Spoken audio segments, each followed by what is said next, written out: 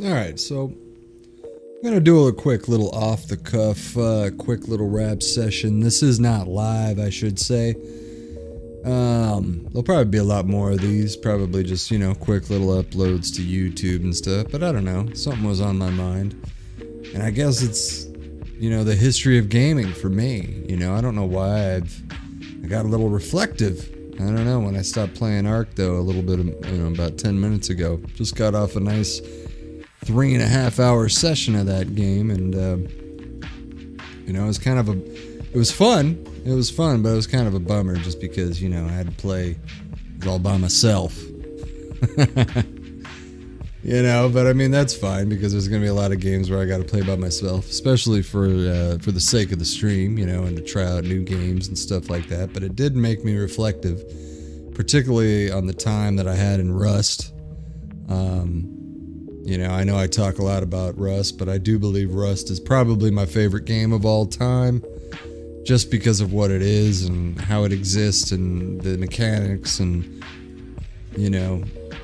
I've only been playing it probably a little over a year and a half, but the few relationships that I've made through Rust really make me think about, how I've gotten to the point that I am. And really,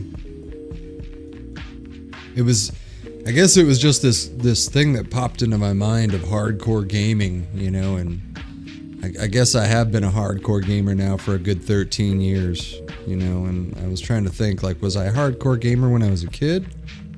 And I would have to say no. I had a Genesis, I played a little Sonic, but the bulk of my gaming time was really just watching my uncle play, and that's kind of a fascinating thing when you think about it, because you think about streaming, right? You think, well, why would anybody want to watch anybody play a video game? But there I was as a child, just, watching my uncle beat Mega Man 2 8 straight hours. I mean, I think it took him all day to beat that thing. But, so I mean, even through elementary, the Genesis, I remember I got a Sega CD, it failed on me. That kind of really left a bad taste in my mouth because I wanted that Sega CD just so fucking bad. So I guess this is kind of a history of gaming right here, huh? So yeah, I from elementary on to junior high, I don't even think I had a console. I really don't. Not even in high school. In fact, yeah, I did not have a console from the Genesis all the way to the PlayStation 1. I believe that was that's like the console cycle there. So I didn't even get another console until the PlayStation 1 after I got a TV. And even then the PlayStation was out for a while. And then I remember I picked up a 64 while I was working at Blockbuster Video in Vegas. Ended up getting a PlayStation 2 down the road. I remember that after moving back to California from Vegas. And then, yeah. So then, then I just got to working, So, let's see here. What's the timeline here? Let's say 1990, let's say 2000. Let's say the year 2000.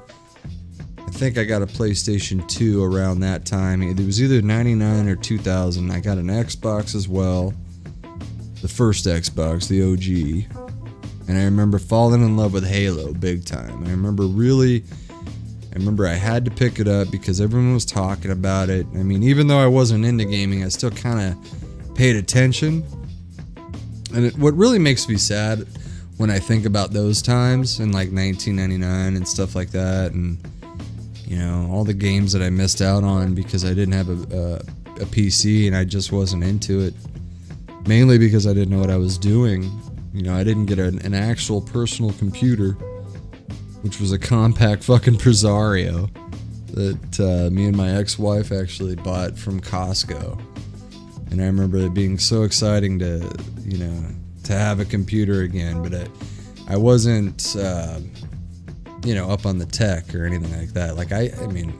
I built my first PC 2 years ago, so, I've come a long way, because we'll get to how I was gaming in a minute here.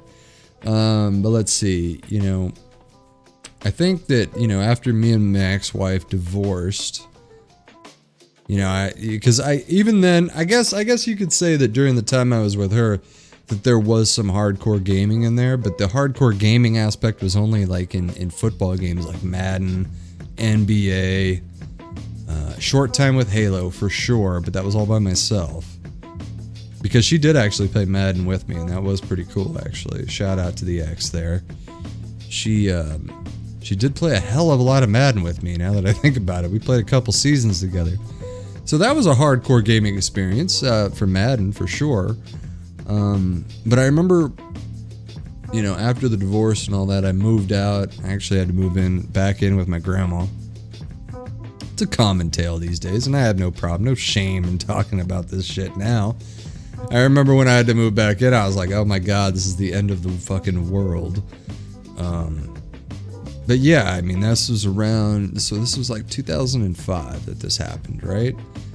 And I was bored. I just remember I was being so fucking bored because I couldn't get back into my art. I couldn't, you know, I just really wasn't in the mood to watch TV or shows or movies like I usually am. And I couldn't really write anything.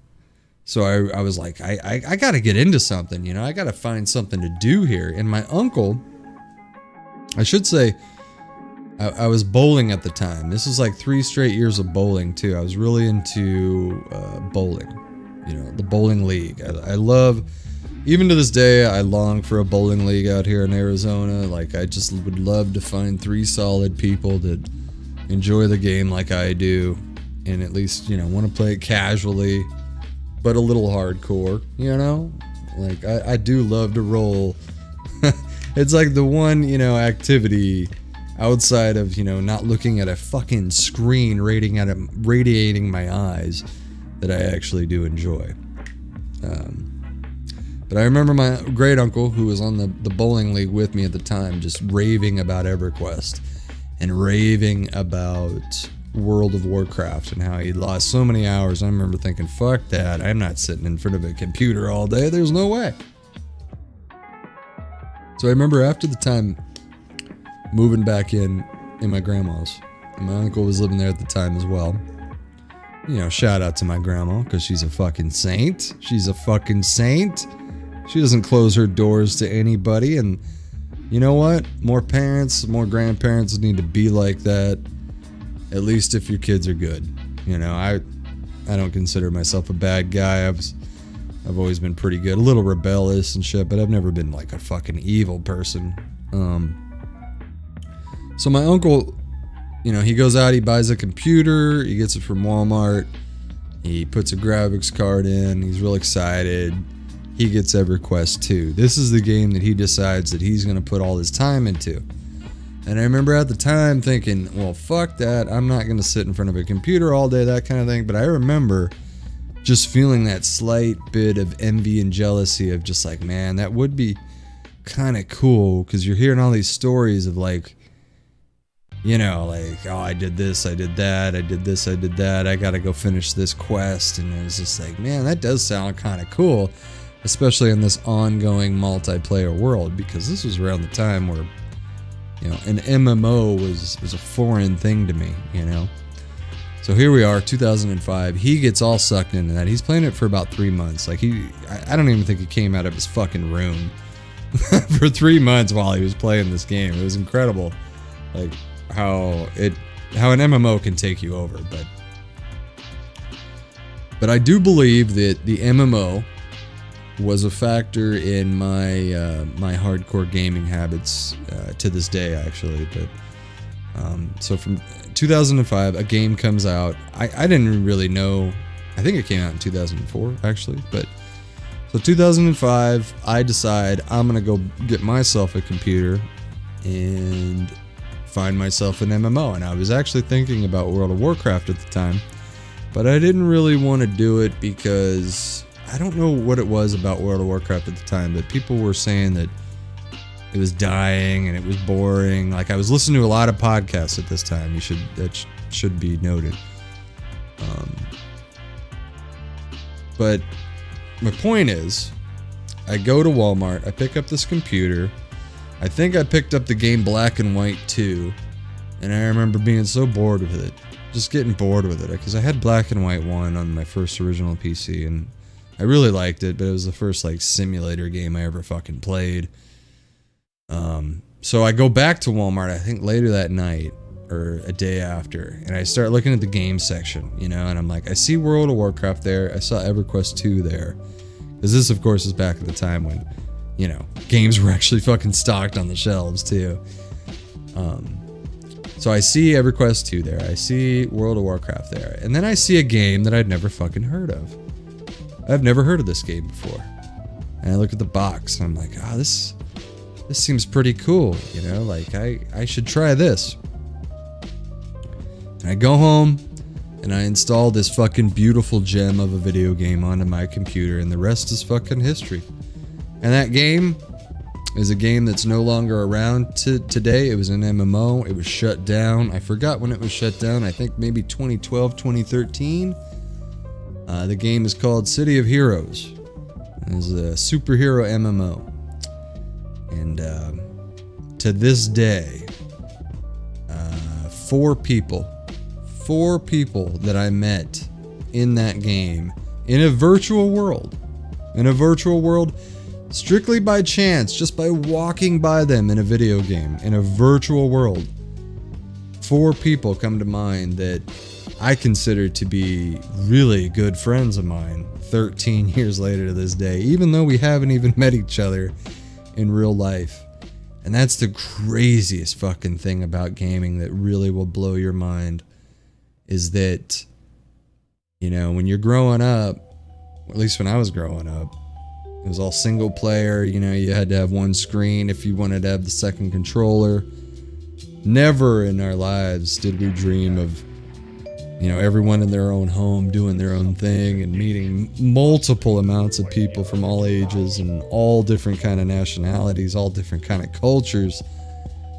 It's incredible when I actually sit back and I reflect of all the people that I've met and all the people that I love, all the people that I care about to this day. And I don't know, I guess tonight was just one of those nights where it just kind of hit me of how far I've come, I guess, in this gaming world, you know, and what my friends really mean to me and how special they are to me, and, you know, how 13 years have passed here and we still talk. Like, we don't get to game as much as we do because, you know, I don't have kids, you know, I'm not married, and I know that's life though. We could easily go over that of why I'm not married and, you know, why, and I'm not single. I should say that. I do got a girlfriend, so, you know, things are going well. Things are going really well with that, actually. But I don't have children, and I don't know if I will have children. And a lot of the people that I gamed with in these 13 years, they're all growing up now. They all have kids now. The gaming time that I once had with the people that I truly loved to play with is really slipping away pretty rapidly. But we all play different games too, so it's not all due to family life. I don't want to say that. I can't blame, you know, people's decisions to make families and live lives or anything like that, because quite frankly, there's envy there. You know, I mean, sometimes it's hard when you finally get these hardcore gaming sessions with the people you want to play with again, and then they leave, like the weekend's over, and they go back to the regular lives of like, all right, I got to go back to work, you know, and at night I got to spend time with the wife, the kid, all that stuff. And you're kind of just standing there like, fuck, I really wish we could just have a little bit more time. It's a bummer sometimes. It really is. It's a bummer, but like I said, you can't blame anybody for wanting to, you know, do the right thing in life and live life the right way and all that. Like, I mean, but at the same time, like, it's just incredible to me that, you know, they're still friends to me. They're still family to me. Like, that's I guess that's what this is what gaming to me, what it means to me, it really does mean family. It means it turned into something that is passionate in my life. Love, when you play a game with someone for 7-8 hours at a time, and and a lot of the times you get irritated with these people. You get sick of talking to them sometimes, and they get sick of you, and you can tell there's tension sometimes when you play these games, but overall, the experience that you have with them in these virtual worlds is untouchable. It's untouchable. And I think that's another big reason why I want to stream so much, is so that at least I can have that archive, some sort of legacy of the things that I've experienced with my friends is what I really would like to leave behind, because it's really painful when I think about the time that I had with City of Heroes. And there's no archive. I don't even have screenshots. I had quite a few folders of screenshots for City of Heroes with my character and a couple other characters and people around me. The super group that I made that I was really excited about. It's pretty crazy, man. It's pretty crazy. It just sucks to not have that archive. Of course, I have the memory. It's not like I need to go back and watch all these videos. But even myself, like I don't watch my videos over. At least I haven't, not yet. But the other night, I was laying in bed, eating some Oreos, chilling, doing my thing. And I put on one of my Rust videos, I think from last year, when me and my friends were playing on a modded server. And just hearing everybody laugh, having a good time, screaming at each other that people were coming in, taking our shit, God, it made me really happy that I had that on video, that it's pretty special to me, I guess that's what, it's really hard to just say that. It's hard to convey, without getting all mushy and shit, because I'm not emotional, definitely. I'm not sitting here getting teary-eyed by it, but man, there is really truly nothing better than having a good crew with you, having a good set of friends with you. Because I'm really not the type of guy that goes out. I don't go to bars. I don't really get out to... I always say that it's a money situation, a financial situation with me, which it is. Everything costs money. But I think at the heart of it is that I really am just, an introverted person. I think I'm an outgoing introvert, which is very odd. I don't really want to know you. I don't want to talk to anybody. I don't want to look at you or anything like that unless I know you. It's really weird. Like, as soon as I have a conversation with somebody and they get me and I get them, then I do want more, then I do want to talk to those people more and, get to know them more. Like one of my good friends, man, he just had a baby, shout out to him, shout out to my boy Justice. The way we met is very interesting. I met that guy working at Amazon. We were in a truck together, slinging boxes, fucking absolutely miserable at that job. Let me tell you, that's one of the most miserable jobs someone can have in America anyway, and Amazon does what they do. You can't fault them. But I remember seeing Justice, I remember seeing the dude around Amazon, and I remember he doesn't look like my cup of tea. He looks like he's a little high strung. I don't know if we're going to be able to talk to each other, because you kind of, when you're in Amazon, you kind of see a lot of people, but there's like 300 people, so you don't really get to talk to anybody unless you're working closely with somebody. So I remember I got assigned to the truck one time. He's there. I'm there. And I don't know what the fuck he said to me, but he's like, yeah, this fucking sucks. Fuck this job or some shit. And immediately we were just on the same level right there, And I think, I don't know, maybe 5 minutes into the conversation, it was, hey, do you play Call of Duty? That's all it took, man. One little conversation talking about Call of Duty, trading each other's gamer tags for Xbox 360, and the rest is fucking history. The rest is history. Me and that dude, we still game together. From time to time, of course. He plays a lot of games that I don't play. I play a lot of games that he don't play. You know. But I think that's good. I think that's, you know, that kind of... You gotta have balance. Because I do go back to, if you do play with the same people over and over and over and over and over, there is going to be irritations. There is going to be like times where you're like, I can't play with this fool anymore. So it's good to take a break and, you know... I mean, look at me. I'm sitting here all reflective, sitting here making a goddamn video for YouTube talking about how much I love my fucking friends. I mean, Jesus Christ. Look at what it can do to you. You know what? Maybe everyone should just stay away from gaming. Maybe you should just go outside and have a picnic. You know? Take up rock climbing. Fuck that. Because I tell you what, I wouldn't trade these 13 years. I really wouldn't. There's a lot of shit I would have done differently. Oh, God, yes. Personal life-wise, absolutely. There's a lot of I would have done differently. Financially, of course. I damn sure would have started selling art a lot sooner in life, that's for sure. And I damn sure would have started a YouTube channel. I mean, I started my YouTube channel back in 2008, and there is like, I don't know, like 8 videos from back in the day, which... You know, one of my videos actually has the most views on my channel to this day, which is my brother throwing up. Shout out to Tony. I still get comments on that video. You poor guy. Girls commenting on that, you know, fucking, oh, that poor baby, I would have rubbed his back.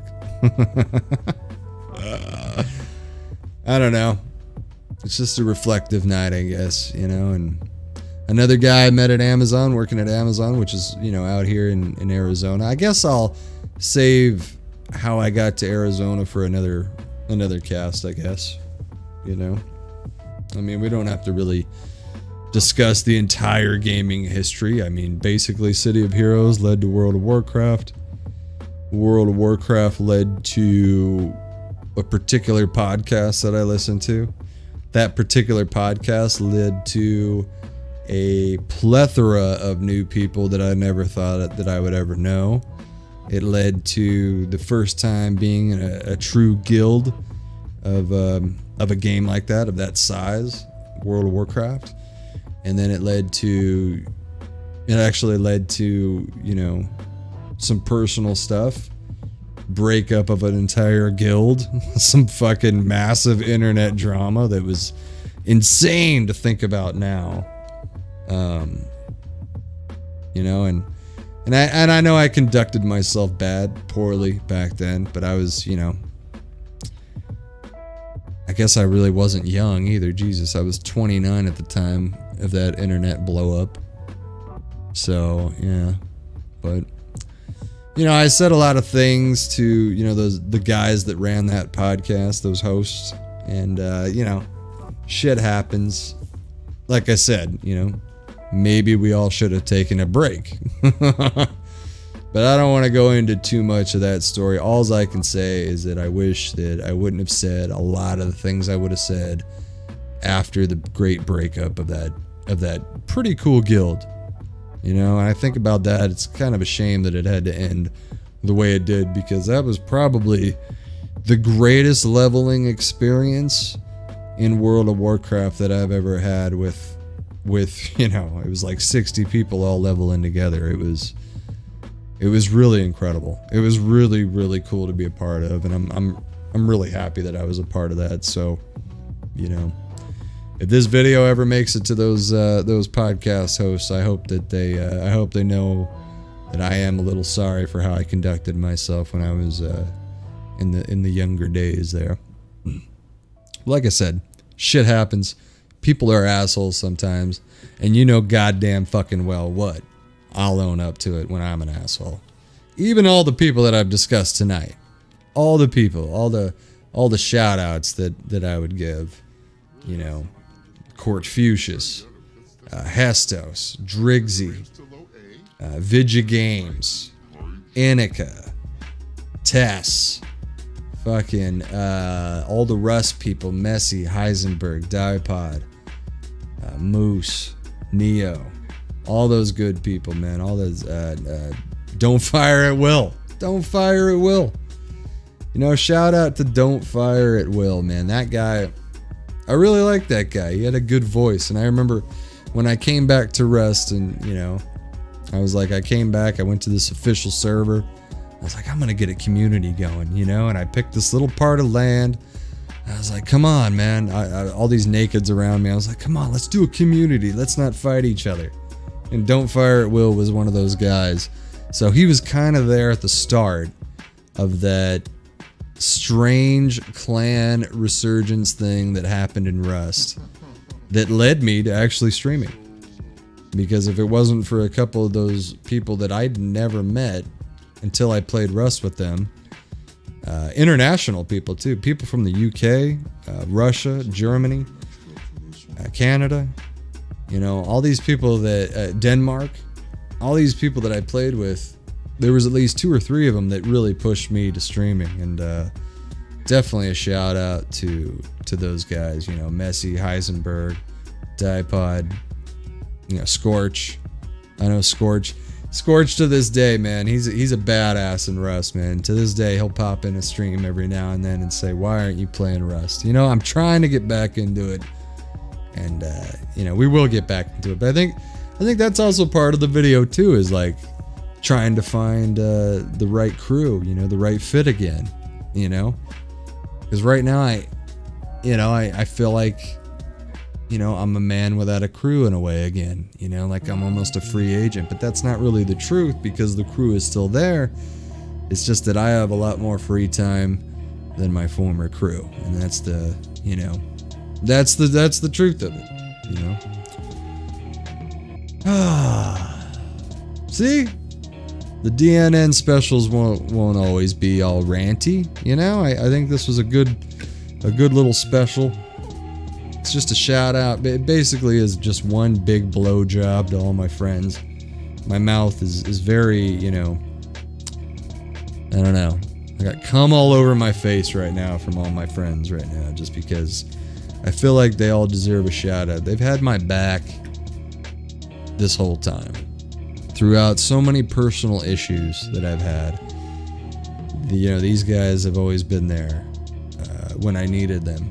And that's another big thing about gaming too, is that you will find in this multiplayer world of gaming, it's different. It's different from, you know, back in playing Mario Brothers, that's for sure, is that you will find that these relationships that you forge are some of the best relationships that you're going to ever have. And very close to these people. And I really hope that they feel the same about me. So, just wanted to do a little shout out to everybody, and just do a little reflective gaming session, I guess. It's been a long ride. 13 years we've been playing pretty hard, that's for sure. Yeah, I guess that's about it though. You know, like, share, subscribe, all that good stuff. Tell your friends. If you got a Facebook, a Twitter, Instagram, anything like that, then, you know, do me a favor, share the link, get it out to people, especially for this video. You know, if you're a gamer, man, and if you watch this video, throw a comment down in the section. Tell me what gaming means to you, because I honestly would like to know. Do you feel the same about me? Is it as special as it is to you? Or is it just, you know, it's just what I do on a Friday night for you? Is that, you know, am I looking too much into gaming? Is it overrated? That kind of thing. Definitely comment. I would love to read other perspectives on what people think. You know, definitely. And thank you for stopping by and listening to me on this little, you know, off the cuff. You know, because this wasn't live, but it wasn't edited or anything like that. I definitely want to come as real as possible when I do my videos. So I hope I did tonight. And I hope you guys, like I said, like, share, subscribe, follow, leave a comment. Let me know how I did. Let me know what gaming means to you, alright? You guys all have a good night. and let's have a good week. All right? Let's have a good week of growth. Have a good one, everybody.